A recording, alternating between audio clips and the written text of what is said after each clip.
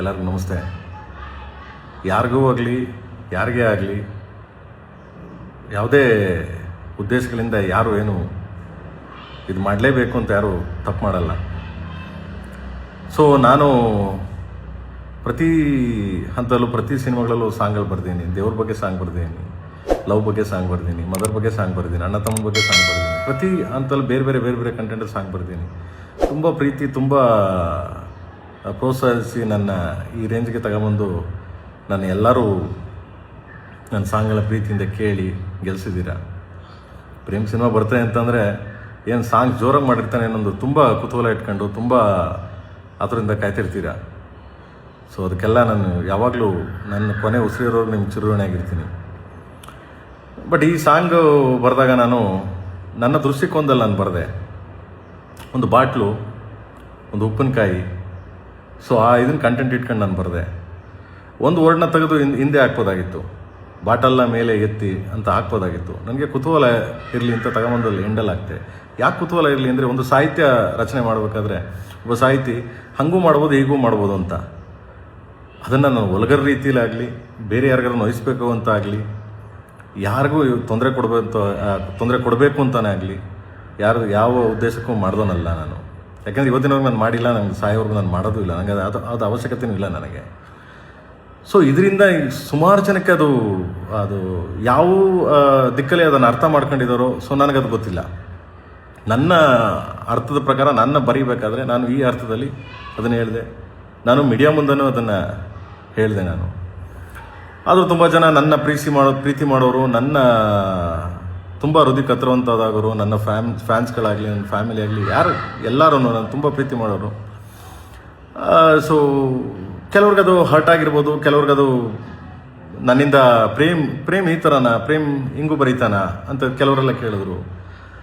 So ನಾನು ಒಬ್ಬ ಸಾಹಿತಿ ಆದಮೇಲೆ ಸಾಹಿತ್ಯ ರಚನೆ ಮಾಡಬೇಕಾದ್ರೆ ಹಾಗೂ ಬರೀಬೇಕು, ಹೀಗೂ ಬರೀಬೇಕು, ಎಲ್ಲ ಥರ ಬರೀಬೇಕು. ಬಟ್ ಹಂಗನ್ಬಿಟ್ಟು ಕೀಳು ಭಾವನೆಯಲ್ಲಿ ಯಾರ್ದು ಕೀಳು ಮಟ್ಟದ ಸಾಹಿತ್ಯಗಳನ್ನ ಬರೀಬಾರ್ದು. ಬಟ್ ಇದನ್ನು ನನ್ನ ದೃಷ್ಟಿಕೋನದಲ್ಲಿ ನಾನು ಬಾಟಲ್, ಉಪ್ಪಿನಕಾಯಿ ನಿಮ್ಗೆ ಅವಾಗಲೇ ಹೇಳಿದೆ ನಾನು. ಸೊ ಬಾಟಲ್ನ ಮೇಲೆ ಎತ್ತಿ ತೊಟ್ಟಿಗೆ ತಂಗೊಳಗೆ ಇಳಿಸಿ, ದಿಸ್ ಇಸ್ ಅ ಬಾಟಲ್ ಅದು. ಸೊ ಅದನ್ನು ಬೇರೆ ಬೇರೆ ಅರ್ಥದಲ್ಲಿ ಕಲ್ಪನೆ ಮಾಡ್ಕೊಂಡ್ರು, ಬೇರೆ ಬೇರೆ ಅರ್ಥದಲ್ಲಿ ಇದು ಮಾಡ್ಕೊಂಡು ನನ್ನನ್ನು, ನನ್ನ ಫ್ಯಾಮಿಲಿನ, ನನ್ನ ಕೆಟ್ಟ ಅಬ್ಯೂಸ್ ಮಾಡ್ಕೊಂಡು ತುಂಬ ಲೈಕ್ಸು ಕಾಮೆಂಟ್ಸ್ಗೋಸ್ಕರ ಮಾಡ್ತಾಯಿದ್ದೀರಾ. ಎನಿವೆ ಥ್ಯಾಂಕ್ಸ್, ಅವ್ರಿಗೆಲ್ಲ ಒಳ್ಳೇದಾಗಲಿ. ಯಾರ್ಯಾರು ನನ್ನ ಕಾಲು ಎಳಿಬೇಕು, ನನ್ನ ಬಗ್ಗೆ ಕೀಳಾಗಿ ಮಾತಾಡಬೇಕು ಅನ್ನೋದೆಲ್ಲ, ಸೊ ಅದು ನಿಮಗೆ ಬಿಟ್ಟಿದ್ದು. ಸೊ ಏನು ಮಾಡೋಕ್ಕಾಗಲ್ಲ, ಅದನ್ನು ಏನು ಮಾಡೋಕ್ಕಾಗಲ್ಲ. ಏನಕ್ಕೆ ನಿಮ್ಗೆ ಆ ಥರದವ್ರಿಗೆಲ್ಲ ಅವ್ರಿಗೆಲ್ಲ ಒಳ್ಳೇದಾಗಲಿ, ದೇವ್ರು ನಿಮ್ಮನ್ನೆಲ್ಲ ಚೆನ್ನಾಗಿಟ್ಟಿರಲಿ. ನಾನು ಯಾರಿಗೂ ಈ ಸಾಂಗ್ ಬರೆದಿದ್ದು ಯಾರಿಗೂ ನೋಯಿಸ್ಬೇಕು, ಯಾರಿಗೂ ಹರ್ಟ್ ಮಾಡಬೇಕು, ಯಾರಿಗೂ ತೊಂದರೆ ಕೊಡಬೇಕು ಅಂತೇನು ನನಗೆ ಅವಶ್ಯಕತೆ ಇಲ್ಲ. ಹಂಗೇನಾದರೂ ನಿಮ್ಗಳಿಗೆ ಹರ್ಟ್ ಆಗಿದ್ರೆ, ಹಂಗೇನಾದರೂ ನಿಮ್ಗಳಿಗೆ ನನ್ನಿಂದ ನೋವಾಗಿದ್ರೆ, ಸೊ ಕ್ಷಮೆ ಇರಲಿ, ಕ್ಷಮಿಸಿ ಅಂತ ಕೇಳ್ತೀನಿ ಎಲ್ಲರಿಗೂ. ಆ್ಯಂಡ್ ಯಾಕೆಂದರೆ ನಾನು ಕ್ಷಮೆ ಕೇಳೋದು ತಪ್ಪೇನಿಲ್ಲ ನನಗೆ. ಏನಕ್ಕೆಂದರೆ ಇನ್ನೊಬ್ರಿಗೆ ಹರ್ಟ್ ಮಾಡಿ ಅದರ ಮೇಲೆ ನಾನು ಹೋಗಿ ಜೀವನ ಮಾಡೋದಾಗಲಿ, ಅದರ ಮೇಲೆ ನಾನು ಹೋಗಿ ಇನ್ನೊಂದು ಕೋಟೆ ಕಟ್ಟೋದಾಗಲಿ ನನಗೆ ಅವಶ್ಯಕತೆಯೇ ಇಲ್ಲ. ಯಾಕೆಂದರೆ ನೀವಿದ್ದರೆ ನಾನು, ಸೊ ನೀವೆಲ್ಲ ಸಪೋರ್ಟ್ ಮಾಡೋದ್ರಿಂದ ನಾನು. ಸೊ ಅದರಿಂದ ಆ್ಯಂಡ್ ಆ ಸಾಂಗು ಅಷ್ಟೇ, ಯಾರಿಗಾದ್ರೂ ಹರ್ಟು, ನೋವು, ತೊಂದರೆ ಯಾರಿಗಾದ್ರೂ ಹಂಗೆ ಆಗಿದ್ದಲ್ಲಿ ನಾನು ಮತ್ತೆ ಸಾಂಗ್ನ ರೀರೈಟ್ ಮಾಡ್ತೀನಿ. ಓಕೆ, ಮತ್ತೆ ರೀರೈಟ್ ಮಾಡ್ತೀನಿ.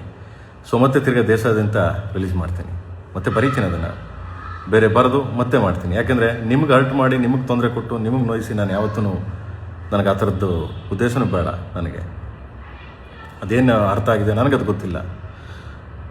ಸೊ ಆ ಹಿಂದಿ ಸಾಂಗು ಬರಿಬೇಕಾದ್ರೂ ಅಷ್ಟೇ ಕೆಲವು ವರ್ಡ್ಸ್ಗಳು ನನಗೆ, ಕೆಲವು ವರ್ಡ್ಸ್ಗಳಾಗುತ್ತೆ, ಸಮ್ ವರ್ಡ್ಸ್ಗಳು ನನಗೆ ಇದಾಗುತ್ತೆ, ಕೆಲವು ಜಾಸ್ತಿ ವರ್ಡ್ಸ್ಗಳು ನಂಗೆ ಗೊತ್ತಿಲ್ಲ ಹಿಂದಿ.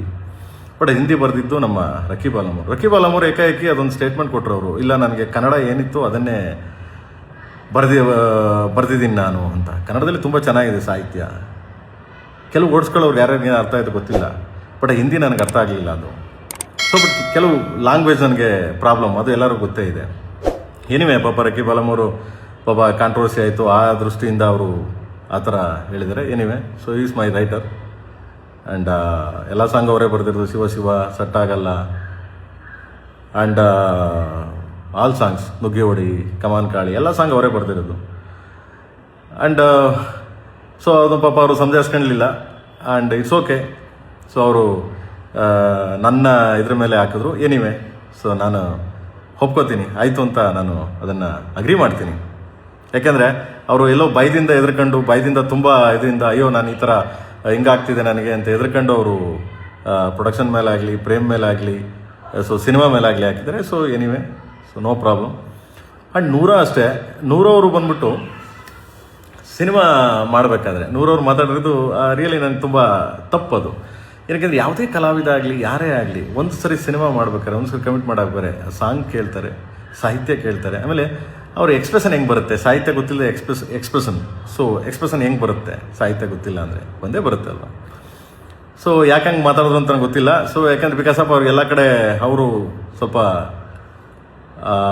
ಎಲ್ಲೋ ಕಾಂಟ್ರವರ್ಸಿ ಆಗ್ತಿದೆ, ಅದರಿಂದ ನಾನು ತಪ್ಪಿಸ್ಕೊಳ್ಳೋಣ ಅನ್ನೋ ಒಂದು ದೃಷ್ಟಿಯಿಂದ ನೂರ ಮಾತಾಡಿದ್ದಾರೆ. ಯಾಕಂದರೆ ಮೊನ್ನೆ ಸಾಂಗ್ ರಿಲೀಸ್ ಆದಾಗಲೂ ಅಷ್ಟೇ ನಾನು ತುಂಬ ಖುಷಿ ಆಯಿತು, ಪ್ರೇಮ್ ಹೊರಟಕ್ಕೆ ಕೆಲಸ ಮಾಡಿ, ಅದು ತುಂಬ ಅದ್ಭುತವಾದ ಸಾಂಗು ಅಂತೆಲ್ಲ ಹೇಳಿದ್ರು. ಸೊ ಎನಿವೆ, ಅವ್ರಿಗೆ ಈ ಥರ ಕಾಂಟ್ರವರ್ಸಿ ಪಾಪ ನೊಂದ್ಕೊಂಡು, ಒಂದು ಹೆಣ್ಮಗು ನೊಂದ್ಕೊಂಡು ಹೇಳಿರ್ಬೋದು. ಸೊ ಎನಿವೆ, ಅದರಿಂದ ನನಗೇನು ಹರ್ಟ್ ಆಗಿಲ್ಲ. ಎನಿವೆ, ಅವ್ರು ಪಾಪ ಚೆನ್ನಾಗಿರಲಿ. ಆ್ಯಂಡ್ ಸೊ ಈ ಸಾಂಗ್ನ ನಾನು ಮತ್ತೆ ರೀರೈಟ್ ಮಾಡಿ ನಿಮ್ಗೆ ಯಾರಿಗೂ ತೊಂದರೆ ಆಗ್ದಂಗೆ, ನಿಮ್ಗೆ ಯಾರಿಗೂ ಹರ್ಟ್ ಆಗ್ದಂಗೆ, ಸೊ ಮತ್ತೆ ಇದನ್ನು ಅಪ್ಲೋಡ್ ಮಾಡ್ತೀನಿ. ಓಕೆ. ಆ್ಯಂಡ್ ಯಾರಿಗಾದ್ರೂ ನಿಮ್ಗೆ ಹರ್ಟ್ ಆಗಿದ್ರೆ, ಸೊ ಯಾರಿಗಾದ್ರೂ ನನ್ನಿಂದ ನಿಮಗೆ ತೊಂದರೆ ಆಗಿದ್ರೆ, ನನ್ನಿಂದ ನಿಮಗೆ ನೋವಾಗಿದ್ರೆ, ಸೊ ಕ್ಷಮೆ ಇರಲಿ. ನನ್ನ ಕಡೆಯಿಂದ, ನನ್ನ KD ಟೀಮ್ ಕಡೆಯಿಂದ ಹಾಗೂ KVN ಪ್ರೊಡಕ್ಷನ್ ಕಡೆಯಿಂದನೂ ನಾನು ನಿಮ್ಗಳಿಗೆಲ್ಲ ಕ್ಷಮೆ ಕೇಳ್ತೀನಿ. And thank you.